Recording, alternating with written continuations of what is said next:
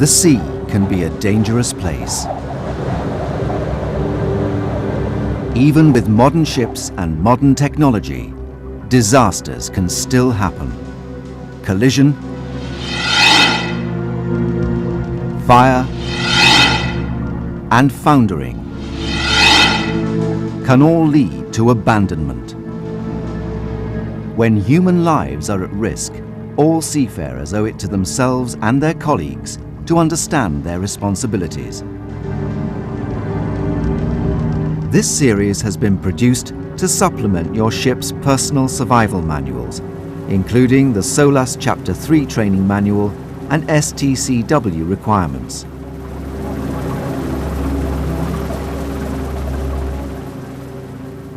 This video looks at enclosed lifeboats, free-fall lifeboats, and rescue boats.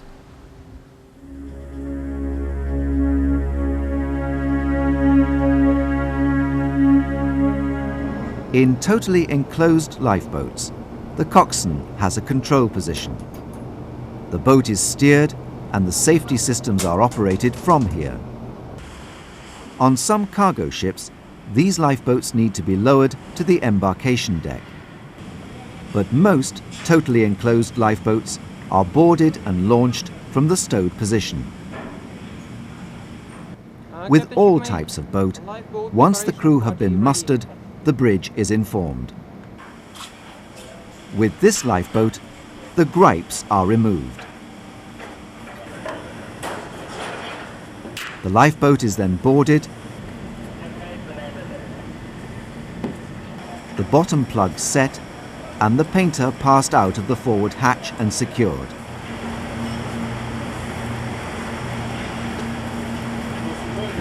As the ship is in port, the harbour pins are removed, and the boat is then lowered to the boarding position.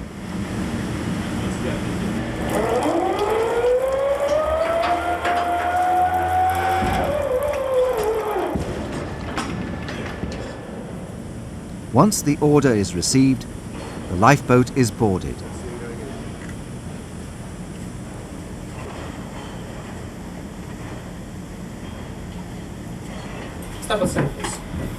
Occupants need to be directed to their seats. They must be spread out evenly, starting with positions away from the doors.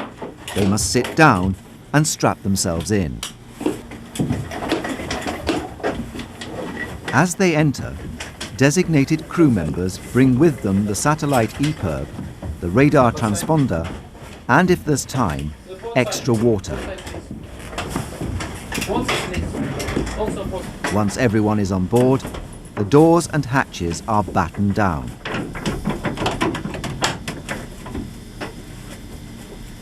Life jackets need to be worn by all occupants.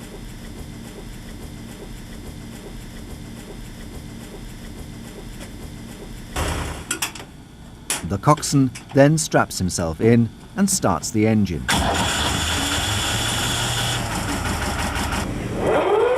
This boat is lowered from on board the ship.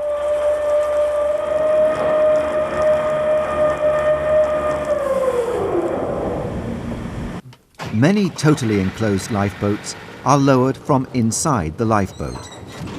The coxswain pulls on the self-lowering cable. This cable is pulled down until it can be pulled no further. An automatic brake on the ship controls the maximum speed of descent. The descent can be stopped by completely releasing the tension on the cable.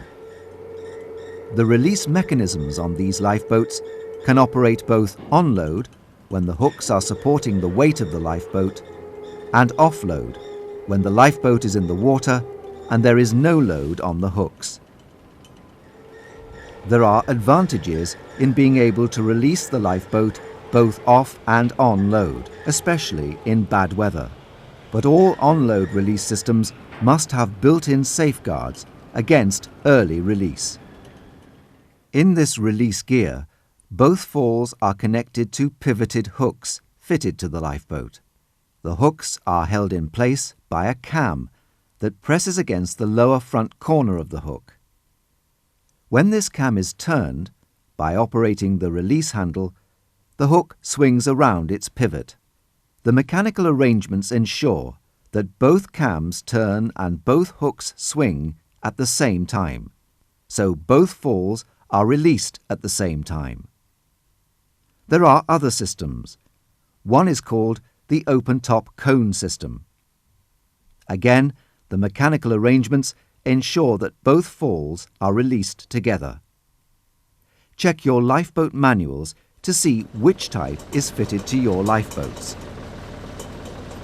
A further safeguard is the hydrostatic interlock in the keel. This prevents release until the keel is underwater. There is an override mechanism. This must only be activated by the coxswain.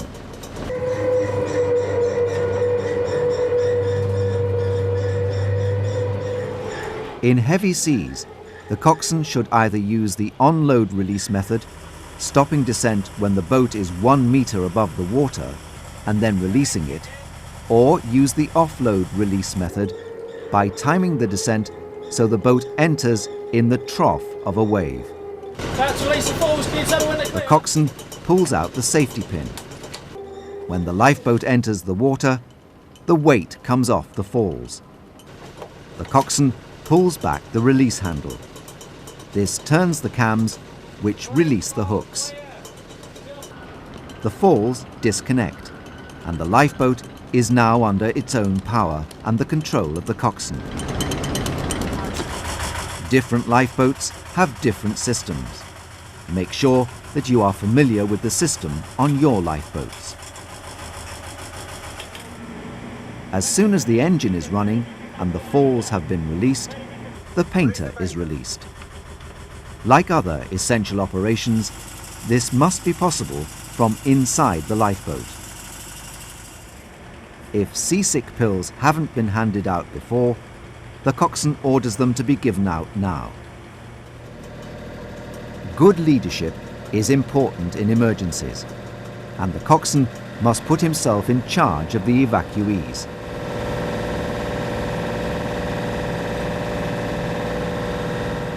Steering will be largely done by compass. The buoyancy of totally enclosed lifeboats means that they're not easy to handle. Regular training is vital for their coxswains. Once the lifeboat is in the water, the coxswain should steer to a safe distance from the abandoned ship, taking into account all prevailing circumstances. This is probably upwind and clear of the bow and stern. The occupants of the lifeboat must always stay sitting down and strapped in. These boats are self-righting, but only if everyone is strapped in. The engines are designed so that they will still function should the lifeboat turn over and self-right. Some of these lifeboats are fitted with external sprinkler systems and internal air supplies to protect the boat and its occupants from fire and toxic gases. In a real emergency, once the boat has stopped in a safe position, the EPIRB would be switched on, secured to the survival craft and put in the water. The SART, the radar transponder, would be mounted and switched on. Using the radio on board, the coxswain should help organise the gathering together of all the survival craft. Maintenance is essential to make sure that all the lifeboat systems are fully operational. The stores must also be checked and replaced in line with flag state requirements.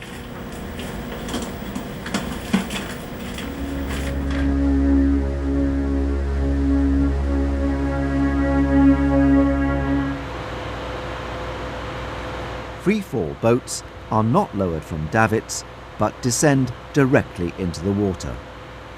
They are always boarded in the stowed position.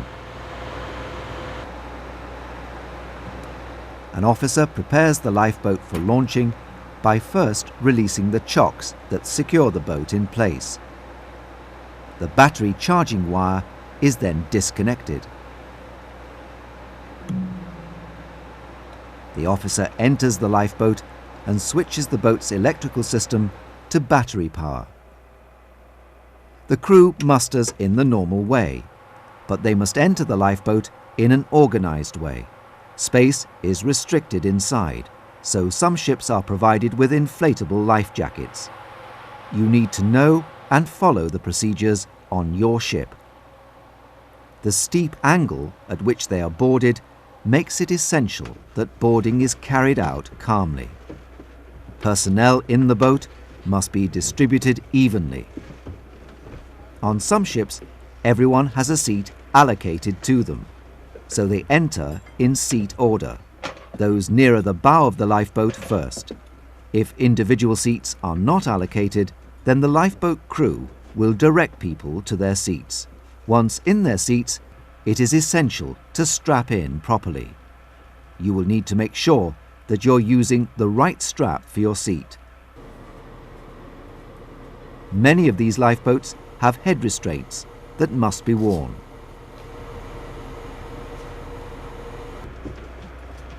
Entering by seat order means that the coxswain, usually the ship's captain, will be one of the last men to enter.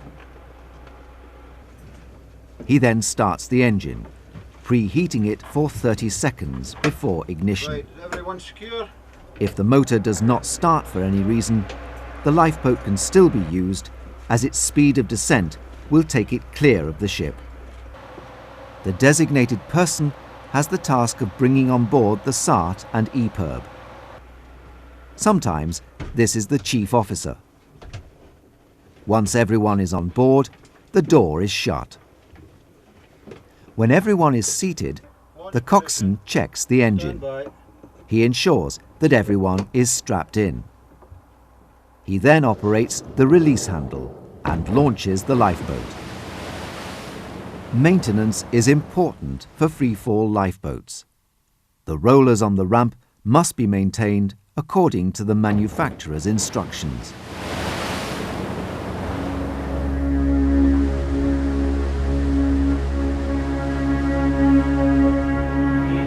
Passenger ships often carry partially enclosed lifeboats. The types of release gear are similar to those of totally enclosed boats, with onload and offload release possible. Some ships are fitted with extending arm or sliding beam davits. With this system, the first step is to remove the slip hook of the gripes. Then the rest of the securing system is removed. There are many different types.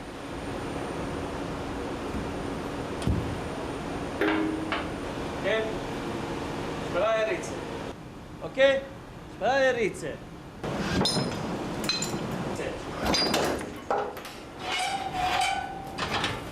Then the winch operator, in this case also the leader of the party, lowers the lifeboat to the embarkation deck. Bowsing arrangements depend on the davit system. This particular lifeboat is self-bowsing and descends to the position of passenger embarkation. You need to understand the system on your ship. Once at the embarkation deck, the party opens the ship's rails and positions steps that will make it easier for passengers to board the lifeboat. The helmsman opens up the sides, enters and turns the main battery on. With this lifeboat, the external power supply automatically disconnects as it is lowered. Once the lifeboat has swung into the embarkation position, the bowsing gear is released. Then the passengers are embarked. The first passengers are placed furthest from the entrance, and they are directed to their places by the crew to get an even load. The wide side openings allow rapid evacuation of passengers. In passenger ship operations, there will usually be a lifeboat party who will lower the lifeboat. Once the order has been given, the boat is lowered, in this case by the winchman, although the boat can be lowered from inside. In training, the coxswain must release the hooks from inside the boat as this is the way it will need to be done in a real emergency.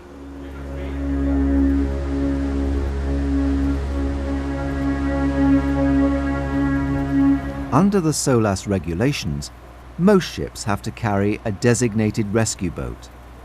This can be a specially equipped lifeboat.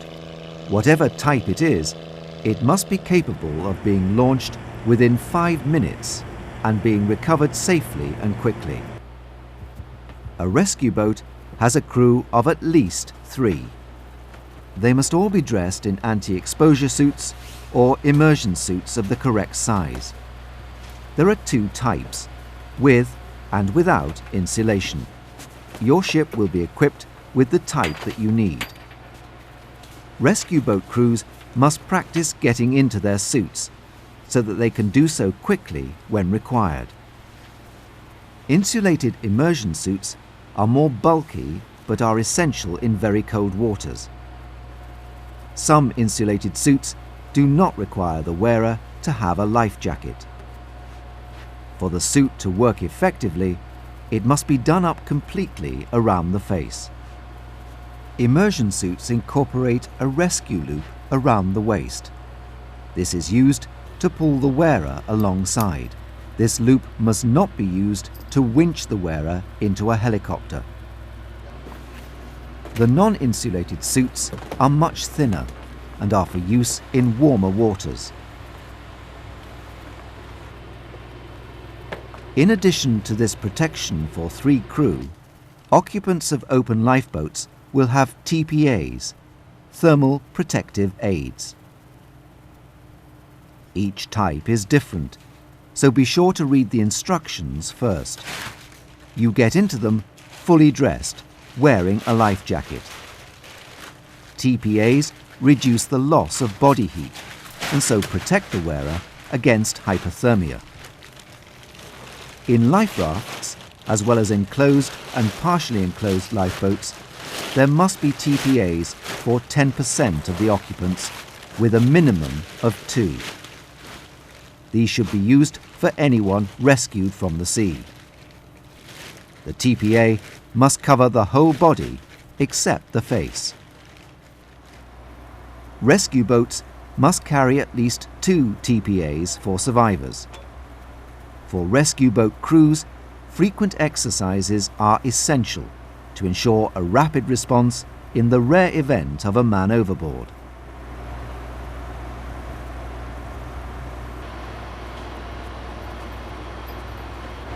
In this exercise, once the rescue boat is ready, the bridge is notified.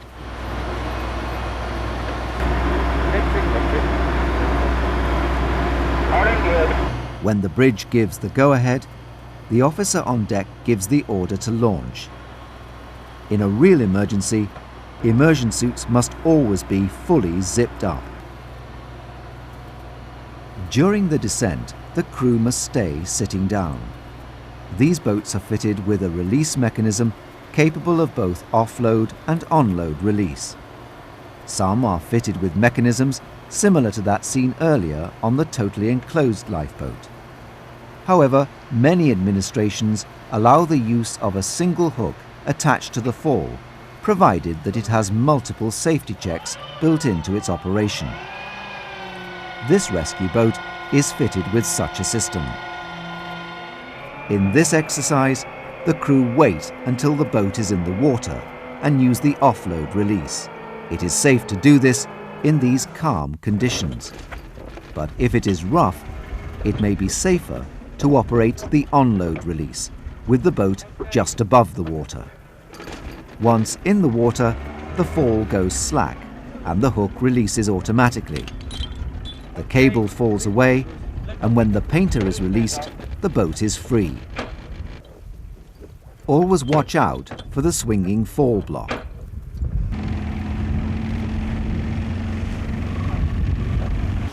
When making a recovery, the rescue boat should first make an approach at a safe distance to get into the right position and to show that help is at hand. The casualty is then approached with the wind at about 45 degrees on the bow. The 2 crew members go forward as the boat comes up on the leeward side of the casualty. This direction of approach avoids the danger of the rescue boat, with its greater leeway, being blown onto the person in the water. The two crew members get hold of the casualty, turning him if necessary, so that his head points towards the stern of the rescue boat. They then pull him into the boat so that his feet are pointing forward. In cold waters, it is very likely that the casualty will be very cold. They should be put into a TPA as soon as possible. Once the boat makes way, the bow will rise, and the casualty's feet will then be above the head, the correct position for first aid. In rigid rescue boats, it may be necessary to use a boarding net or other method to rescue a person from the water. The next stage is the recovery of the rescue boat with its crew and casualty. This is not too difficult when the ship is stopped. If a sea is running, the master will navigate the ship to help the rescue boat. However, connecting the boat to the fall in a seaway is never an easy task. It is important to maintain regularly all the ship's emergency life-saving equipment, especially the release mechanisms. The stores, particularly the pyrotechnics, should be checked to ensure that they're up to date. Participate fully in all emergency exercises. Read all available manuals.